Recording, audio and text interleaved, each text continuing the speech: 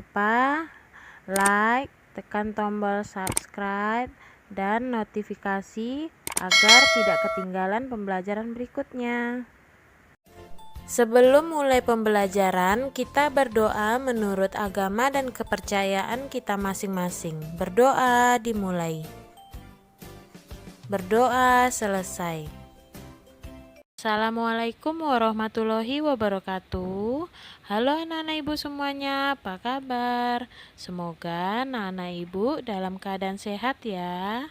Hari ini kita akan belajar tema 3, makanan sehat, subtema 1, bagaimana tubuh mengolah makanan, pembelajaran 1. Tujuan pembelajaran yang pertama, dengan mengamati gambar iklan yang disajikan, siswa mampu mengidentifikasi kata kunci pada iklan media cetak. Yang kedua, dengan menulis hasil pengamatan terhadap iklan media cetak dalam bentuk peta pikiran, siswa mampu melaporkan hasil pengamatannya. 3. Dengan mencermati teks bacaan yang disajikan, siswa mampu menemukan informasi tentang organ-organ pencernaan hewan. 4. Dengan berdiskusi dan mencari informasi dalam kelompok, siswa mampu menjelaskan organ-organ pencernaan hewan dan fungsinya. Ayo mengamati. Amatilah gambar di bawah ini. Apakah kamu selalu makan makanan sehat seperti yang kamu lihat pada gambar? Contoh-contoh makanan yang menurut saya sehat yaitu buah-buahan, sayur-sayuran, daging, dan susu. Kriteria dari makanan yang sehat yaitu makanan yang mengandung 4 sehat dan 5 sempurna. Makanan yang sehat harus mengandung vitamin, mineral, protein, karbohidrat, kalsium, lemak, dan fosfor. Makanan sehat baik untuk tubuh kita. Tubuh manusia mengolah makanan menjadi nutrisi yang bermanfaat bagi kesehatan dan pertumbuhan tubuh. Untuk lebih jelasnya, bacalah dialog di bawah ini dengan seksama. Wah, sedapnya sarapanku hari ini, kata Dayu.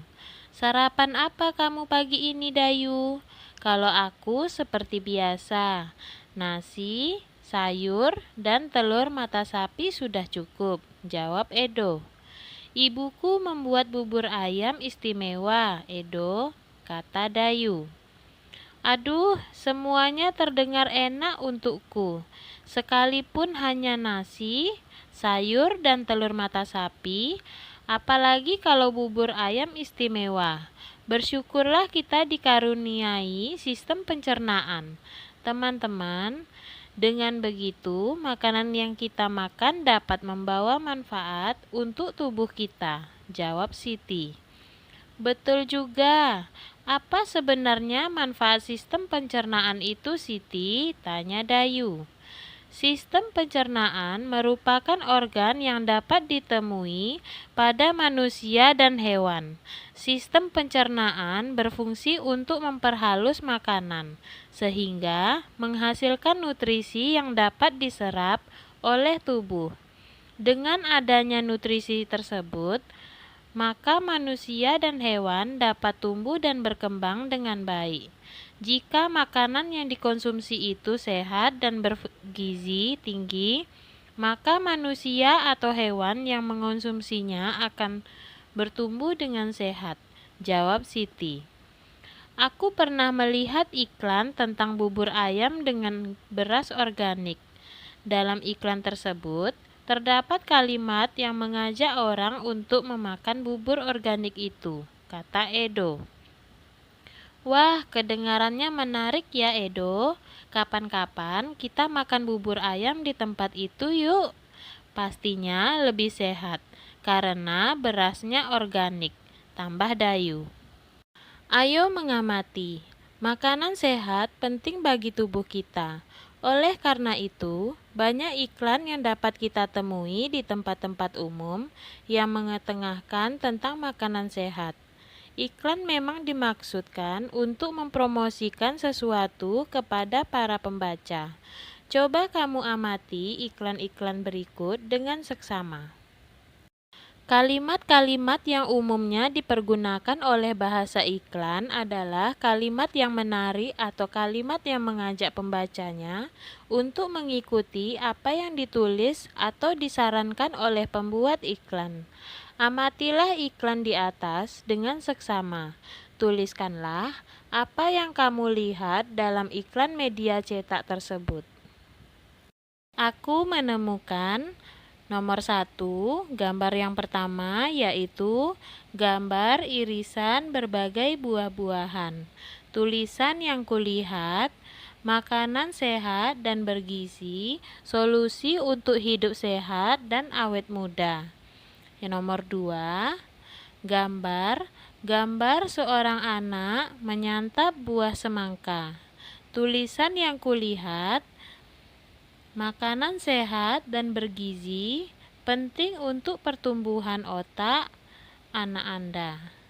Nomor 3, gambar aneka sayur dan buah-buahan. Tulisan yang kulihat yaitu, cintai jantung Anda, konsumsi sayur dan buah segar. Manfaat prima dengan rasa yang dahsyat. Kata kunci adalah kata apapun yang digunakan sebagai kunci dan kode atau digunakan ke kata lain atau informasi lain. Kata kunci yang aku temukan dalam iklan yaitu pentingnya makanan sehat dan bergizi. Ciri-ciri sebuah kata kunci adalah yang pertama, mengandung kata yang unik. 2, terdiri dari satu kata atau dua kata yang membentuk frase kata. 3, mewakili sebagai besar atau keseluruhan topik atau konsep atau informasi dari sebuah bacaan. Alasanku memilih kata tersebut sebagai kata kunci iklan adalah karena kata tersebut sebagai mewakili kunci utama atau informasi utama dalam iklan. Ayo mengamati. Dengan menemukan kata kunci pada iklan-iklan makanan sehat, kita jadi tahu bahwa masyarakat kita sudah banyak yang peduli tentang pentingnya makanan sehat. Penyempurnaan makanan sehat adalah susu. Seperti kita ketahui, susu umumnya dihasilkan oleh sapi. Apa yang dimakan oleh sapi hingga dapat menghasilkan susu? Bagaimana sistem pencernaan makanan pada hewan ruminansia? Simak penjelasan berikut ini. Hewan ruminansia adalah kelompok hewan mamalia yang biasa memamah atau memakan dua kali dan dikenal dengan hewan memamah biak. Contoh hewan ruminansia ialah sapi, kerbau, rusa, domba, kambing, dan kijang. Sistem pencernaan hewan ruminansia lebih kompleks dibandingkan pencernaan hewan lainnya. Pada hewan ruminansia, terdapat 4 bagian lambung dengan fungsi yang spesifik. Selain itu, pencernaan makanan pada hewan ruminansia dibantu oleh beberapa mikrob atau bakteri dan protozoa. Mikrob tersebut dapat membantu mencerna rumput. Coba kamu perhatikan penjelasan mengenai proses pencernaan pada hewan ini dengan seksama. Mekanisme pencernaan makanan pada hewan ruminansia. Seperti yang telah dijelaskan sebelumnya, salah satu contoh hewan ruminansia ialah sapi. Mari kita baca informasi mengenai organ pencernaan pada sapi. Makanan seperti rumput pertama kali masuk ke dalam mulut sapi. Di dalam mulut terdapat organ-organ pencernaan seperti berikut: gigi, Gigi sapi tersusun dari gigi seri yang berguna untuk memotong makanan dan gigi geraham untuk mengunyah makanan. Lidah sapi berguna untuk merenggut rumput atau makanan dan mendorong makanan yang sudah dikunyah menuju lambung. Saliva merupakan cairan atau enzim khusus yang dihasilkan oleh kelenjar khusus pada sapi yang kemudian disalurkan ke dalam rongga mulut. Saliva berperan dalam proses pencernaan kimiawi. Lambung sapi berbeda dengan lambung manusia. Ukurannya jauh lebih besar. Lambung sapi merupakan organ pencernaan yang sangat penting bagi sapi. Lambung sapi terdiri atas 4 bagian, yaitu rumen, retikulum, omasum, dan obamasum. Oleh karena itu, sapi dikatakan memiliki 4 perut.